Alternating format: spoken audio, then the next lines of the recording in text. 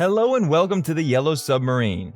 Being one of the greatest bands in history, the story of the Beatles' last concert in San Francisco has been talked about for ages. Their last concert was memorable and sad for many reasons, many of which we will be looking at in today's video. The Beatles as a band were iconic, no doubt about that. However, everything surrounding their breakup and last concert shocked the world. Before we get started with the story of the Beatles' last concert, be sure to subscribe to the channel, like the video, and turn on post notifications so you don't miss any content from us. Without further ado, let's get started. Days before the last concert.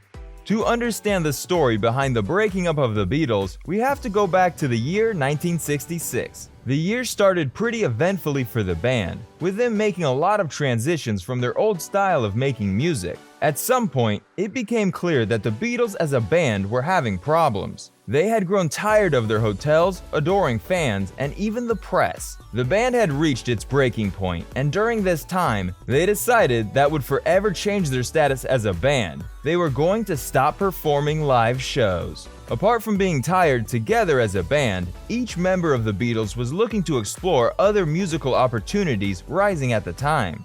The first few months of the year, the Beatles worked on their own version of the song Roll Over Beethoven, later released in August. By the time the album hit the ears of their fans, it was already too late as the band had announced them breaking up. Most of the songs from that particular album were not performed. Rather than permitting self-expression, live performances became a process of self-denial. Author Martin Clunan explains in The Beatles' Popular Music and Society.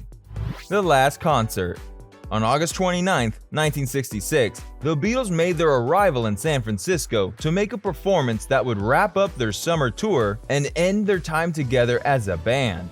The show took place at the Candlestick Park, San Francisco, and at first, it seemed like it would be an excellent time. Fans, however, soon realized that the era of the Beatles was coming to an end. There was a big talk at Candlestick Park that this had got to end. It seemed that it would be the last time at that San Francisco gig, but I never felt 100% certain till we got back to London. John wanted to give up more than the others. He said many times he'd had enough. Ringo was quoted saying this. The show promoter of the last Beatles show was local company Tempo Productions, and according to them, the park's capacity was 42,500, but the Beatles only managed to sell 25,000 tickets, with each ticket going for $4.50 to $6.50. From this, the Beatles made about $90,000 from their last show. The Beatles took 65% of the profit made from that show, while San Francisco took 15% of paid admissions and was even given 50 complimentary tickets to the show. Because of this, and the fact there were low ticket sales, it resulted in a financial loss for Tempo Productions.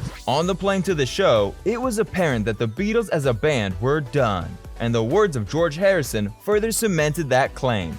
On the way to the show, George was caught saying, "So that's it, I am not a Beatle anymore." Even the author of the book, Can't Buy Me Love, The Beatles, Britain and America, Jonathan Gold, described it in his book saying, "The tour was a tumultuous one, filled with rainouts, mishaps, and an undercurrent of fear."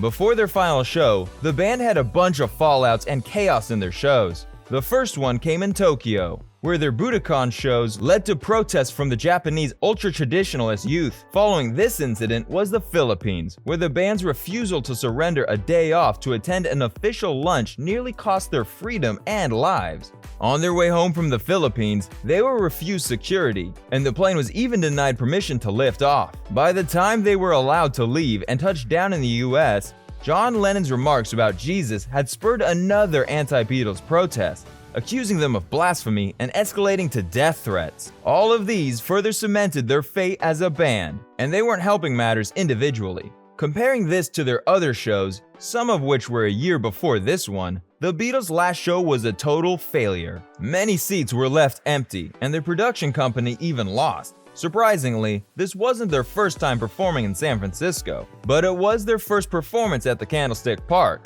The two other shows in San Francisco took place at the Cow Palace during their 1964 and 1965 tours. When they were making their way to the show, Paul McCartney asked the band's press officer, Tony Barrow, if he had his tape recorder with him, and much to Paul's delight, he did. He then proceeded to tell Tony, "Tape tonight's show, will ya? Record tonight." Even though this was against the manager's orders that strictly forbid any recordings, Tony knew this was a special night, and he did as he was told. Later on in his book, John, Paul, George, Ringo, and me, Tony said, it was fairly common knowledge among the Beatles that this would be their last concert tour. Therefore, tonight was to be the last concert they would ever give. At the time, Candlestick Park was the home of the baseball team, the San Francisco Giants, and the stage was located behind bays on the field and was 5 feet high with a 6-foot-high fence. The show began at 8 p.m. with support acts from The Remains, Bobby Hebb, The Kirkle, and The Ronettes. I was the MC, and, as any Giants fans will know, Candlestick Park in August, at night, was cold, foggy, and windy. The funniest thing this night was one of the warm-up acts, Bobby Hebb. He stood up on stage at Candlestick Park with the fog and the wind blowing, and he was singing Sunny. It was tough to work a ballpark as an MC, especially as the Beatles were taking their time to get out. I was trying to entertain a crowd, shouting, Beatles, Beatles, Beatles. The dressing room was chaos. There were loads of people there. The press tried to get passes for their kids, and Joan Baez was there. Any local celebrity who was in town was in the dressing room. They were having a party there. They were having a perfectly wonderful time while I was freezing my buns off on second base. Emperor Gene Nelson was quoted saying this. At 9:27 p.m., the Beatles took the stage and performed a total of 11 songs in this order: Rock and Roll Music, She's a Woman, If I Needed Someone, Day Tripper, Babies in Black, I Feel Fine, Yesterday, I Wanna Be Your Man, Nowhere Man, Paperback Writer, and Long Tall Sally. Because of the importance and significance of this night for the Beatles, they didn't care much about the consequences. John Lennon and Paul McCartney took a camera onto the stage and took pictures with the crowd. After the show, George Harrison was quoted saying, "Before one of the last numbers, we set up this camera. I think it had a fisheye, a wide-angle lens. We set it up on the amplifier, and Ringo came off the drums, and we stood with our backs to the audience and posed for a photograph, because we knew that was the last show."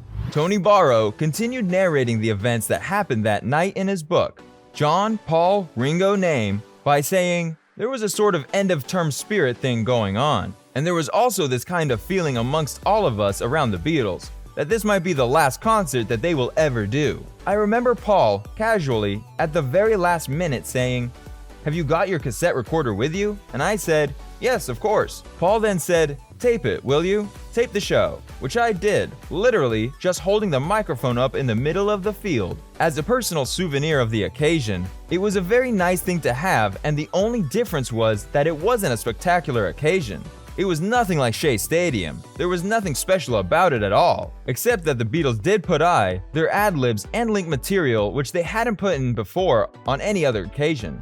As the ending drew closer, the band decided to get lasting souvenirs with each other, as Ringo stepped down to join the others downstage for a final photograph before returning to his drum kit for the last song. The band closed off the show by performing their Long Tall Sally version. Tony Barrow's final words about the show were also in his book, and he was quoted saying this, "At San Francisco Airport, as our plane prepared to take off, Paul's head came over the top of my seat, from the row behind. 'Did you get anything on tape?' I passed the cassette recorder back to him.